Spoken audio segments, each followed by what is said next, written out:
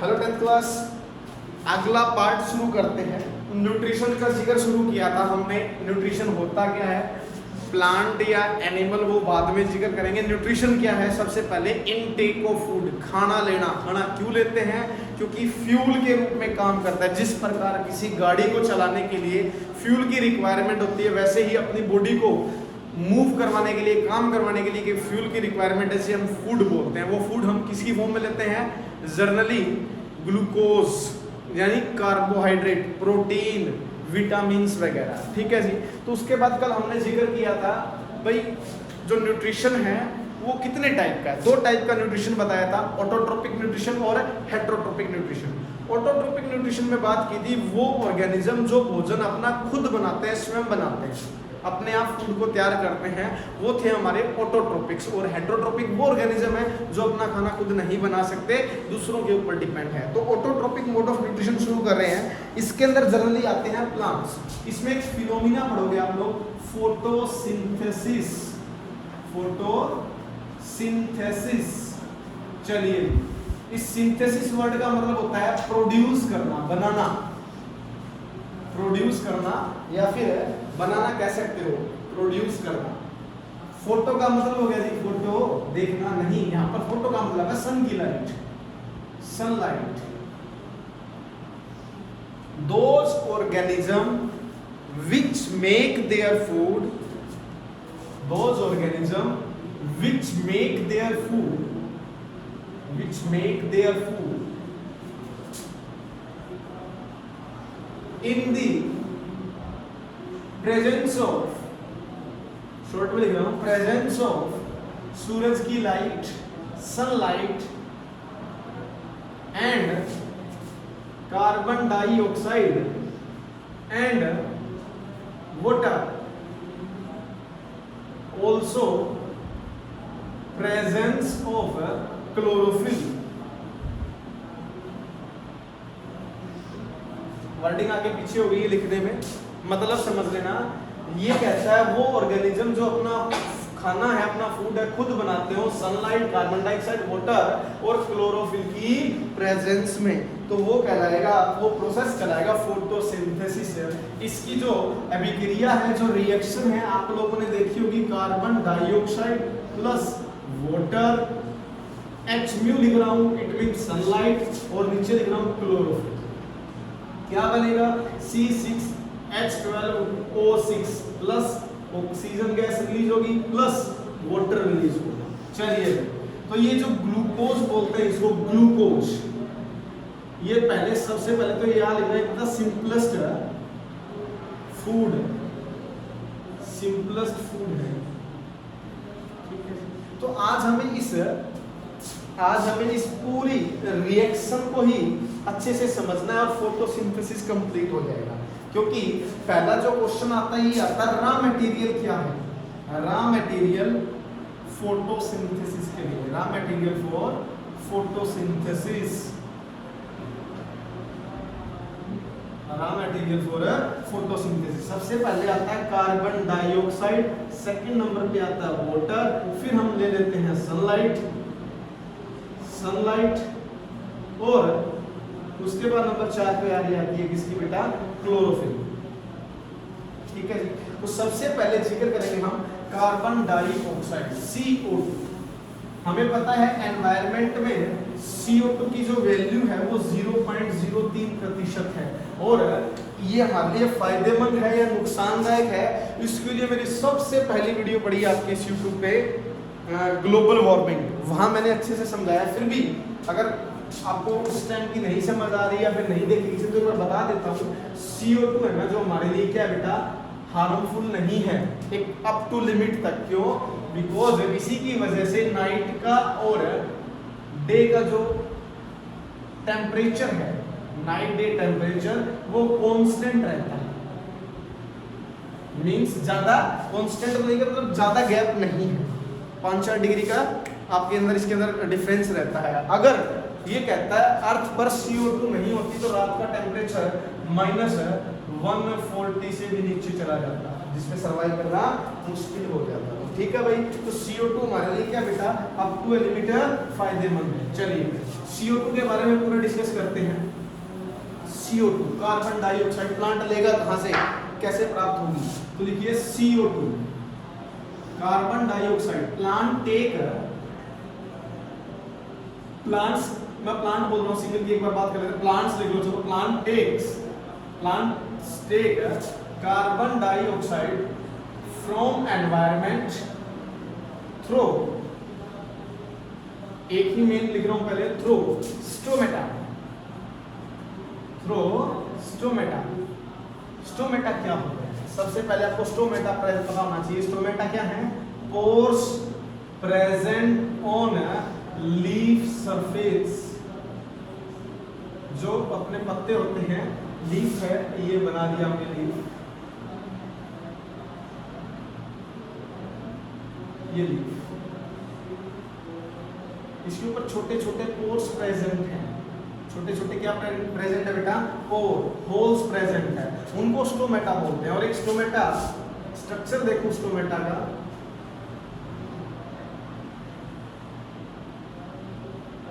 ये स्ट्रक्चर है, ये बाहर जो दिखाई दे रही है, ये देखो ये गैप बीच में मैं इसको अंडरलाइन कर रहा हूं, ये है मेरा स्टोमेटा,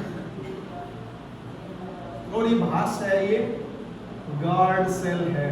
ओके सर, ये गार्ड सेल क्या करती है, help in opening and closing of stomata.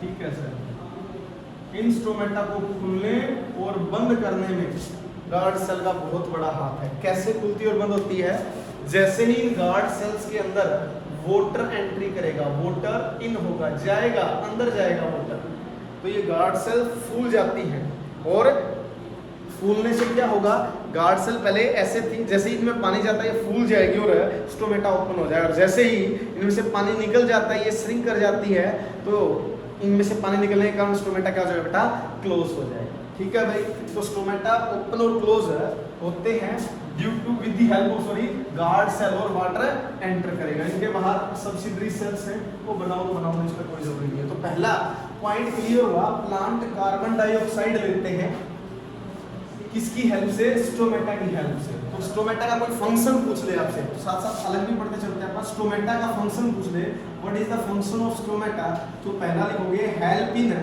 Exchange of gases, help in exchange of gases. Second क्या है, ट्रांसपिरेशन। ट्रांसपिरेशन क्या होता है, ट्रांसपिरेशन, ट्रांसपिरेशन होता है वाटर का लीफ सरफेस से उड़ना, the evaporated water, the evaporation of water, evaporation of water from the leaf surface, from the leaf surface is called transpiration। तो स्टोमेटा के दो फंक्शन हो गए, ठीक है जी, help in exchange of gases, और इसके अलावा दूसरा क्या होगा बेटा, ट्रांसपिरेशन। ठीक है, सेकंड प्लांट एक तो यहां से लेता है, स्टोमेटा के थ्रू लेता है, एक लेंटिकल वर्ड आता है, लेंटिकल, लिख लो ये भी, लेंटिकल्स, लेंटिकल्स पूछ ले, व्हाट इज लेंटिकल्स, तो लेंटिकल्स क्या है बेटा, these are the pores present on stem, तने के ऊपर छोटे छोटे होल्स या पोर्स प्रेजेंट है, हम उन्हें क्या कहते हैं, लेंटिकल्स बोलते हैं। क्या बोलते हैं उनको, लेंटिकल्स बोलते हैं। इसके अलावा डाइऑक्साइड का होता क्या है एक्चुअल फोटोसिंथेसिस के अंदर, तो लिखो रिडक्शन होगा, reduction of carbon dioxide take place in photosynthesis. Photosynthesis reaction के दौरान कार्बन डाइऑक्साइड का क्या होता है बेटा, रिडक्शन होता है। एक और छोटी सी बात बता ही देता हूं, फोटोसिंथेसिस रिएक्शन है, दो अलग अलग स्टेप में पूरी होती है, एक होती है लाइट रिएक्शन और दूसरी होती है डार्क रिएक्शन। लाइट रिएक्शन के अंदर जनरली फोटोलिसिस ऑफ वाटर होगा, फोटोलिसिस अगला स्टेप पढ़ा हुआ, फोटोलिसिस ऑफ वाटर होगा, ठीक है जी, और एनर्जी प्रोड्यूस होगी, एनर्जी प्रोड्यूस। डार्क रिएक्शन के अंदर क्या होगा, only reduction of carbon dioxide into C6H12O6, यानी इसमें बनेगा ग्लूकोज। तो ये दोनों की दोनों रिएक्शन फोटोसिंथेसिस लीफ के अंदर होता है। लीफ के अंदर सेल होती है और सेल का भी एक पार्ट है जो प्लास्टिड का क्लोरोप्लास्ट। तो पहला और important question, site of photosynthesis क्या है, जगह कहां है, साइट ऑफ फोटोसिंथेसिस। अगर आपके क्वेश्चन पेपर में ये क्वेश्चन आ जाए, बताइए साइट ऑफ फोटोसिंथेसिस में लीफ दिया हो, क्लिक कर दो।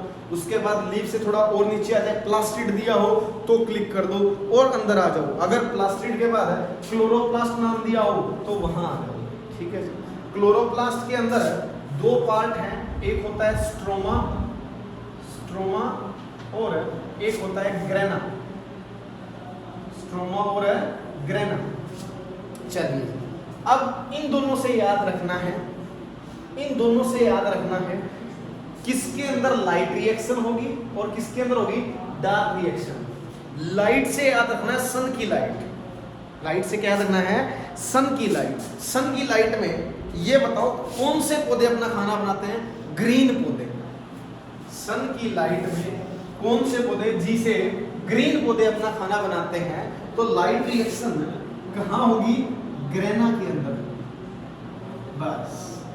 और डार्क रिएक्शन कहां होगी, स्ट्रोमा। बस इतना सा याद कर दो और बाकी ज्यादा पढ़ना हो, क्लोरोप्लास्ट का स्ट्रक्चर 9th क्लास में आप लोगों ने पढ़ा है, ठीक है। दोबारा आइए, कार्बन डाइऑक्साइड की बात करूं तो प्लांट कार्बन डाइऑक्साइड एनवायरनमेंट से लेता है थ्रू स्टोमेटा एंड लेंटिकल्स। उसके बाद मैंने कहा एक्चुअल में CO2 का होगा क्या, तो वो होगा भाई रिडक्शन। CO2 का क्या होगा बेटा, रिडक्शन होगा। और रिडक्शन होता क्या है, एक ये वर्ड आता है व्हाट इज रिडक्शन, केमिस्ट्री में वैसे पढ़ लोगे, एडिशन ऑफ हाइड्रोजन या फिर और रिमूवल ऑफ, या फिर रिमूवल ऑफ किसका, ऑक्सीजन। उसको क्या बोलते हैं हम लोग, रिडक्शन बोलते हैं, उसको क्या बोलते हैं, रिडक्शन। तो यहाँ पर देखो कार्बन डाइऑक्साइड में कार्बन और ऑक्सीजन है और इसके अंदर क्या घुसा दिया हमने, हाइड्रोजन घुसा दिया, यानी क्या बना दिया इसको, ग्लूकोज बना दिया। तो ये क्या होगा, इसका रिडक्शन हो गया। तो रिडक्शन होगा किसके दौरान है, फोटोसिंथेसिस के दौरान। और ये भी रिडक्शन भी किसके दौरान होगा, फोटोसिंथेसिस में, डार्क रिएक्शन में। जब डार्क रिएक्शन होगी, डार्क रिएक्शन कब होगी, सॉरी कहाँ होगी, स्ट्रोमा के अंदर होगी, ठीक है जी। पहला स्टेप तो होगा आपका लाइट रिएक्शन, वहां से एनर्जी बनेगी, फिर उस एनर्जी का यूज करके क्या करते हैं, कार्बन डाइऑक्साइड को रिड्यूस करते हैं। चलो एक छोटी सी स्टोरी बताता हूं आपको, फिर से फोटोसिंथेसिस क्लियर हो जाएगा, ठीक है भाई। कार्बन डाइऑक्साइड हो गया, chlorophyll. There are 9 type of chlorophyll, 9 प्रकार के अलग अलग क्लोरोफिल होते हैं। Chlorophyll A, chlorophyll B, chlorophyll C, chlorophyll D, सबका जिक्र नहीं करूंगा, सिर्फ एक ही बात बता देता हूं, क्लोरोफिल ए, जिसका फॉर्मूला है C52H72O5N4Mg। ये क्लोरोफिल ए का फॉर्मूला है, ठीक है। Mg एकमात्र मेटल इसमें जो प्रेजेंट है। तो एक क्वेश्चन ये भी बनता है, क्लोरोफिल के अंदर कौन सी मेटल मिलती है, मैग्नीज। यहीं से याद आ रहा है, ब्लड का भी बता देते हैं। ब्लड है ह्यूमन के अंदर, उसके अंदर हीमोग्लोबिन है, हीमोग्लोबिन Hb। इसके अंदर कौन सी मेटल होती है आयरन। कौन सी मेटल होती है, आयरन, ठीक है। तो ये भी लिख देते हैं। चलिए वापिस आ जाइए क्लोरोफिल के ऊपर। क्या कहता है क्लोरोफिल, ये carbon, hydrogen, oxygen, nitrogen, magnesium, ये सारे के सारे क्या है, अपने एटम। एटम की खास बात क्या है, बिल्कुल सेंटर में होता है इसके न्यूक्लियस। न्यूक्लियस के अंदर होते हैं प्रोटॉन और न्यूट्रॉन। गुरुजी क्या है, आप तो बायो छोड़ के केमिस्ट्री में आ गए, भाई बताना पड़ेगा, इंपॉर्टेंट पॉइंट है क्योंकि यहीं से समझोगे आप लोग फोटोसिंथेसिस को अच्छे से। तो प्रोटॉन और न्यूट्रॉन न्यूक्लियस के अंदर प्रेजेंट है और उसके बाहर चक्कर लगा रहे हैं कौन बेटा, इलेक्ट्रॉन। चलिए ये न्यूक्लियस, इसके बाहर ये इलेक्ट्रॉन चक्कर लगा रहे हैं। क्या होता है, आप संख्या पे मजा, ये सर आपने कम ज्यादा रख दिया, वो आपको पता है 288 ऐसे आएगा, मैं जस्ट समझाने की कोशिश कर रहा हूँ। एटम है, उसके बीचों बीच प्रेजेंट होता है न्यूक्लियस और उसके बाद इलेक्ट्रॉन क्या लगा रहते हैं, चक्कर। ठीक है जी।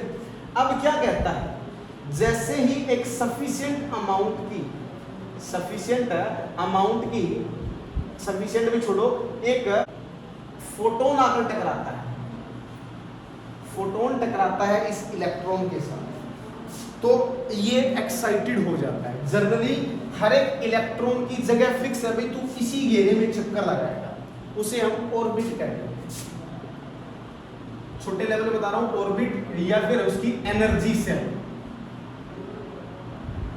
एनर्जी सेल मतलब इस इलेक्ट्रॉन को इसके अंदर चक्कर लगाने की अनुमति है, इस वाले को सिर्फ इसके अंदर, इस वाले को इसके अंदर। लेकिन जब ये गरीब है, मान लेते हैं न्यूक्लियस के पास वाला इलेक्ट्रॉन बेचारा गरीब है, वो तभी आसपास चक्कर लगा रहा है, जैसे ही थोड़ी सी ज्यादा एनर्जी आ जाएगी वो अलग एनर्जी लेवल पे मूव करना शुरू कर देगा, थोड़ी ज्यादा एनर्जी वाला और थोड़ी दूर मूव करेगा। तो ये पॉइंट क्लियर हुआ कि नहीं हुआ? हर एक इलेक्ट्रॉन की अपनी एक एनर्जी सेल होती है जिसमें वो चक्कर काटता है। जैसे ही सन की लाइट गिरती है, जैसे ही सनलाइट गिरती है, वहां क्या होगा, ये जो इलेक्ट्रॉन पास वाला है या ये वाला है, इससे बाहर वाला, वो अपने से ऊपर वाली सेल में चला जाता है। आज मान लो आप में से किसी को 10 करोड़ रुपए दे दिए जाए, तो आप कहां जाओगे? एक्साइटेड स्टेट में चले जाओगे। तो इस इलेक्ट्रॉन का जंप करके जाना अगली सेल के अंदर, उसे बोलते हैं एक्साइटेड स्टेट। भाई सबको पता है एक्साइटेड स्टेट टेम्परेरी होती है, ज्यादा देर तक आप इसके अंदर नहीं रह सकते। 10⁻⁵ से लेकर 15 तक बताया गया है, इतनी सेकंड तक इलेक्ट्रॉन रहता है, इतने टाइम तक। कितना बड़ा टाइम होगा? सेकंड, 1 सेकंड का 15 हिस्से तक देख लो, इतनी देर तक कहाँ रहेगा वो? एक्साइटेड स्टेट में रहेगा। वैसे ही जैसे आप लोग 1 करोड़ रुपए आपको दिए, आप गए एक्साइटेड स्टेट में, अब उसको क्या करना शुरू करोगे? आप उड़ाना शुरू करोगे, ये ले लिया, वो ले लिया, गाड़ी खरीद ली, ये खरीद लिया, सब वेस्ट कर दोगे। वेस्ट का मतलब रिलीज कर दोगे। जो आपके पास एनर्जी आई है, आप उस एनर्जी को रिलीज कर देते हो। लेकिन यहाँ पर थोड़ा सा उल्टा सिस्टम है, वहां तो आप खर्च कर रहे हो, यहाँ इलेक्ट्रॉन जो एनर्जी रिलीज करेगा वो एक स्टेप में नहीं करता, धीरे धीरे रिलीज करता है। तो क्या करता है, क्लोरोफिल के अंदर छोटे छोटे रास्ते में भिखारी बैठा रखे हैं, बेगर्स बैठे, बेगर्स मांगने वाले। एक ही बैगर बिठा दिया, मान लो मेरे पास है, अब मैंने कहा 1 करोड़ रुपए थे, रास्ते में कोई भिखारी मिल जाए तो उसको मैं 10 लाख तो नहीं दूंगा, ले भाई पकड़ तेरे पास 10 लाख, मैं क्या करूंगा उसको, ले जा भाई, 1 करोड़ रुपए है तो ले जा 500 का नोट, कोई बात नहीं। ऐसे ऐसे लाखों बीच में बैठे हो तो मैं सबको देता चलूंगा। एक अकेला बंदा बैठा हो तो मैं उसको अकेले को 10 लाख रुपए नहीं दे सकता, क्या पता बहुत सारे रास्ते में बैठे हो, सबको 500 करके 10 लाख दे दूं। तो उसी तरीके से ऐसे बहुत सारे छोटे छोटे ट्रैपर्स बैठे होते हैं, यहाँ पर ट्रैपर्स बोलते हैं एनर्जी को ट्रैप करने वाले, वो यहाँ बैठे हुए हैं। ठीक है, वो क्या करेंगे, उस एनर्जी को जो इलेक्ट्रॉन रिलीज कर रहा है उसको पकड़ लेंगे, उसको इकट्ठा कर देंगे और उस एनर्जी को बाद में यूज किया जाएगा। इसमें कार्बन डाइऑक्साइड को किसमें कन्वर्ट करवाने में, C6H12O6। तो ये सारा झमेला है फोटोसिंथेसिस का। क्लियर होगी बात? एक बार फिर बताता हूँ। हर एक इलेक्ट्रॉन चक्कर लगाता है अपने एक फिक्स ऑर्बिट के अंदर, फिक्स एनर्जी सेल के अंदर। जैसे ही उसको एक एनर्जी मिलती है, बाहर से कोई सोर्स मिलता है एनर्जी का, तो वो एक्साइटेड होकर नेक्स्ट एनर्जी लेवल में चला जाता है। लेकिन वो एनर्जी लेवल उसकी क्या नहीं है बेटा, परमानेंट नहीं है, वो क्या है, टेम्परेरी। उसे वापिस घर लौट आ, तुझे बुला रहे हैं, आना पड़ेगा भाई, वो वापिस आ जाएगा। और जैसे ही वो घर आएगा, वापिस आएगा, क्या रिलीज करेगा आते टाइम? एनर्जी रिलीज करेगा। उस एनर्जी को क्या कर लिया जाता है, ट्रैप कर लिया जाता है। और ट्रैपिंग एनर्जी जो एटीपी की फॉर्म में ट्रैप की गई है, वो कन्वर्ट करने में, कार्बन डाइऑक्साइड को किसमें कन्वर्ट करने में, ग्लूकोज, यानी इसके रिडक्शन में जो एनर्जी यूज होती है वहां इसको यूज कर लिया जाएगा। तो ये पूरा प्रोसीजर था किसका, फोटोसिंथेसिस का। ये सिर्फ बताना जरूरी था, एक्चुअल में होता क्या, इतनी सारी क्रियाएं, इतनी सारी स्टेप सिर्फ और सिर्फ कहाँ हो रहे हैं, एक छोटे से पत्ते के अंदर, क्लोरोफिल के अंदर। मेरे को लगता है 10% तो समझ आई गई होगी बात, क्योंकि बहुत सारी नई बातें बताई आपको। फिर भी कोई समझ नहीं आए, कोई डाउट रह जाता तो मेरे से पूछ लेना। नेक्स्ट पार्ट में हम लोग पढ़ेंगे क्लोरोफिल के बाद वाटर बचता है। वाटर में जनरली कुछ नहीं है, चलो एक छोटी सी बात बता ही देता हूँ, वाटर खत्म ही कर देते हैं। वाटर के बारे में बताना मेरे को, वाटर बताना जल्दी बताना। वाटर है C6H12O6 है, ये ग्लूकोज बना प्लस ऑक्सीजन बनती है प्लस वाटर रिलीज होता है। ये तो रिलीज होगा कब, जब हमने इधर लिख देते हैं carbon dioxide plus water sunlight की प्रेजेंस में रिएक्शन हो रही है। तो कार्बन डाइऑक्साइड का खत्म किया किससे, हमने क्लोरोफिल का खत्म कर दिया, दो रह गए लाइट और वाटर। तो वाटर के बारे में कहा जाता है, वाटर क्या रिलीज करता है बेटा, ऑक्सीजन। जो ये ऑक्सीजन दिखाई दे रही है ना हमें, जो प्रोड्यूस हुई है, वो एक्चुअल में प्रोडक्ट है किसका, मतलब किससे रिलीज हुई है, वाटर से। कई बच्चे इसको देखेंगे CO2 में O2 है तो ऑक्सीजन किससे रिलीज हुई है, कार्बन डाइऑक्साइड से। नहीं, किससे रिलीज होती है, वाटर से रिलीज होती है। और किस प्रोसेस से होती है, उसका नाम है photolysis, break down of water in the presence of oxygen. कैसे फूटता है, वाटर को मैं ऐसे लिख दूं HOH, ठीक है। यहाँ से दो हाइड्रोजन इधर से और दो हाइड्रोजन इधर से आउट, और क्या, एक ऑक्सीजन का मॉलिक्यूल प्रोड्यूस होगा। This reaction take place in the presence of sunlight. ये वाटर का टूटना सनलाइट की प्रेजेंस में होता है, फोटोन की प्रेजेंस में होता है, इसीलिए हम इसे क्या कहते हैं, फोटोलिसिस बोलते हैं। और क्या प्रोड्यूस होती है बेटा, ऑक्सीजन। दिखवाने का काम कल कर दूंगा, सिर्फ एक बार सुन लो। वाटर है, प्लांट कहाँ से एब्जॉर्ब करता है, ये रूट से एब्जॉर्ब करता है। रूट के अंदर रूट हेयर जोन होता है, वहां पर अलग अलग जोन है, 4, maturation zone, root cap, root hair zone. Generally जब हम प्लांट को एक जगह से दूसरे जगह पे लगाते हैं तो वो मुरझा जाता है, क्यों, क्योंकि उसके रूट हेयर से वो टूट जाता है, वहीं से तो वो पानी उठाता है, इसके थ्रू डिफ्यूजन। और फिर इस वाटर को प्लांट के अंदर ऊपर तक लेके आते हैं, किसकी हेल्प से, जाइलम की हेल्प से। जाइलम एक ट्रांसपोर्ट टिश्यू है, ट्रांसपोर्ट टिश्यू, ठीक है। तो सनलाइट और वाटर थोड़ा सा और डीप में नेक्स्ट वीडियो में पढ़ेंगे। यहाँ तक कोई डाउट हो तो कमेंट में बताना है आपको। तब तक के लिए थैंक यू।